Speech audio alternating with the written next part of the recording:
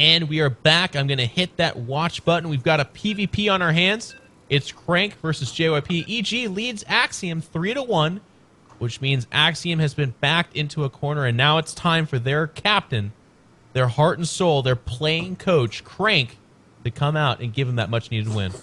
Oh, God, it's going to be a really painful match to watch, because if Crank does do his cheese that he's been doing in every single PvP, I mean, how brutal is that for the Axiom teammates to have to cheer on their captain, who would be doing something cheesy? Down in the bottom right-hand corner from Team Axiom, he hasn't made a cheesy move out yet. It's Crank.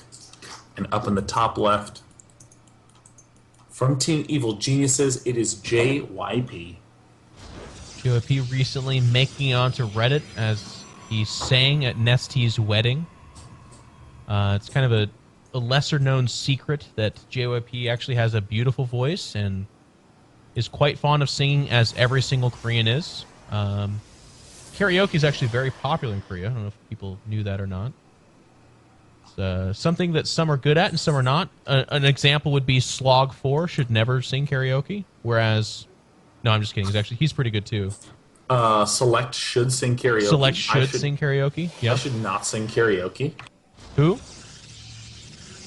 Me. Yeah, you, me. Absolutely me. I'm terrible. Cat's also fairly good at karaoke. Not Korean, though. Well, we're gonna cut it off there. There's not gonna list everyone. But so far, Crank is building inside his base, and you know, there's a couple guys out there that are like, gosh, get over it. He doesn't cheese every game. No, he does not. But it is like literally 85%. And that's not a bad thing. It's just that that's what he does with this matchup. He's very dangerous in that way. He'll do 10 gates. He'll do Proxy Zealot. He'll do Proxy Stalker. And that's how Crank gets it done in PvP. Well, looks like we are seeing the extra special super fast gas out of Crank. And a lot of people, when they do go for this mixture, are going for him like 2 in each gas, a little bit of a gentle play. Crank has already thrown 3 in both geysers. We see 2 in JYPs, he's going standard, but this 3 in both geysers, to me, just screams, I'm expanding or I'm going Phoenix. Yeah, I feel like it's going to be more tech-based. The Cybernetic score is slightly faster than JYP's as well, and JYP's Cybernetic score wasn't delayed anything. I mean, again, it's not so much faster that it's not a 10 gate, is I guess the point I'm trying to make, but it's fast enough where there's something that has me thinking we're going to see it. I'm feeling the Stargate, yeah. I swear I said that before he did that. But JYP's going to scout it, and I'm always a little bit annoyed by this. I see, you know what? If I'm JYP, I throw down, he's going to go Stargate. Personally, I would go Twilight Council, and I would happily go like 4-gate Blink or something like that, knowing that there's a very, very good chance you don't need detection at all. And Blink Stalkers are quite good against all things Stargate. Well, I'm taking a look at the gas timings and sort of how much they've collected at this point. Mothership Core, reasonable choice at this point in time. Lack of anything else that spends gas, also very reasonable at this point in time. This probe, man. This probe is a Hopefully hero the Mothership probe. Core can actually chase it away. Now, it's very tempting to throw down a second Stargate right now. If you save up Chrono Boost, you don't quite have the gas. Oh, God. This game. Very dangerous. So, I mean, honestly, Chrono Boosting, playing defensively, and getting a much faster expansion is a great follow-up play. I mean, you don't really need a lot of gateway units. I mean... No. Almost none, actually. I mean... Ugh. I don't like this play, throwing down these gateways for Crank. The only thing he can build out of them is Zealots at this point. You know, it's interesting. Some guys make it work where they'll actually go like 4 or 5 Phoenix and then actually crank out. That was terrible. I didn't mean... anyways. Jeff, recover. Stalkers, certainly not Sentries, too much gas there. But they'll go for that timing attack where they're saying, hey, I hope you made Infinity Phoenix and you have nothing else. And maybe you do fast expand. And if you do fast expand, which Crank's pulling up here and potentially seeing, I don't know if he saw that probe or not, then all of a sudden he can actually make those gateway units work. But you're right. I mean, otherwise, if JYP's on top of his scouting, those gateways are essentially dead weight.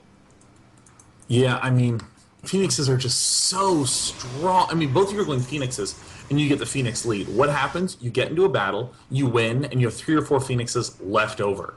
And then your opponent can't really have that many Stalkers because he was going Phoenixes too. So you just lift the very small number of Stalkers that are there, and you have a Photon Overcharge. Oh my god, though. If JYP loses this Photon Overcharge, he's in bad shape, and that's going to do it for Crank. I mean, the fact that he just lost that one Phoenix. Photon Overcharge already down. Is he going to lose a second? Wow, that actually is a nice little pickup there from JYP.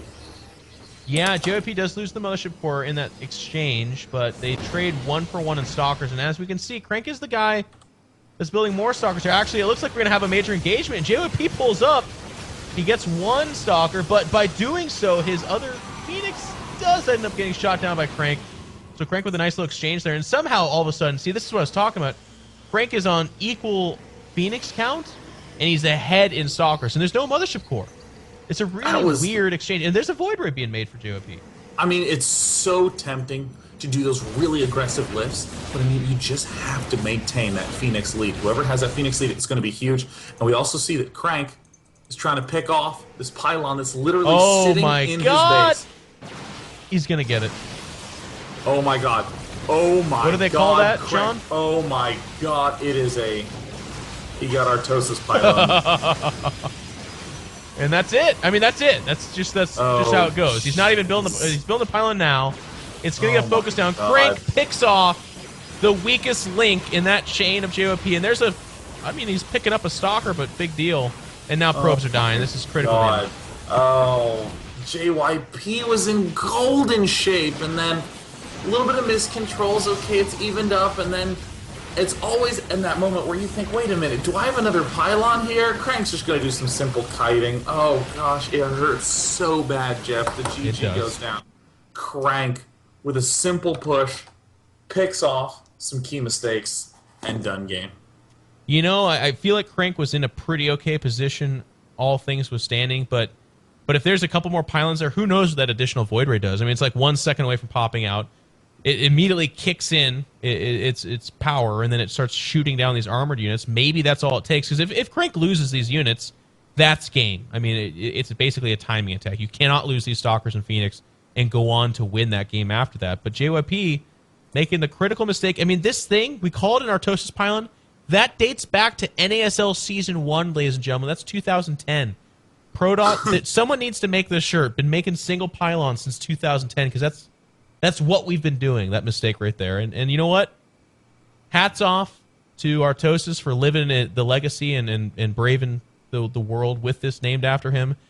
But hats on to JYP. You got to make 2 pylons, man. Hats on for him. So suddenly we are at match point again, and whereas all the hope once upon a time rested on Crank, now it rests on the opponent of Xenocider that I know a lot of people are very excited to see be popping out. It's going to be on Ryung, which I really think this is a clear going to go to Game 7 scenario. You know, nothing against, obviously, my teammate Xenocider's young guy, lots of talent, but Ryung has been doing this on the biggest stages in the most important matches for years, and Xenocider's got a long ways to go, I feel, before he's anything but the severe underdog to a Ryung in TVT. So all of a sudden, Axiom has some life, some chance here, but Xenocider is a very good player. Can he pull off that miracle win and slam the door on Team Axiom in a matchup where they should be the severe favorite? Ladies and gentlemen, we're going to take a quick commercial break. When we come back, it's going to be a TVT to determine, do we go to ace match, or does Evil Geniuses beat Axiom 4-2? We'll see you soon.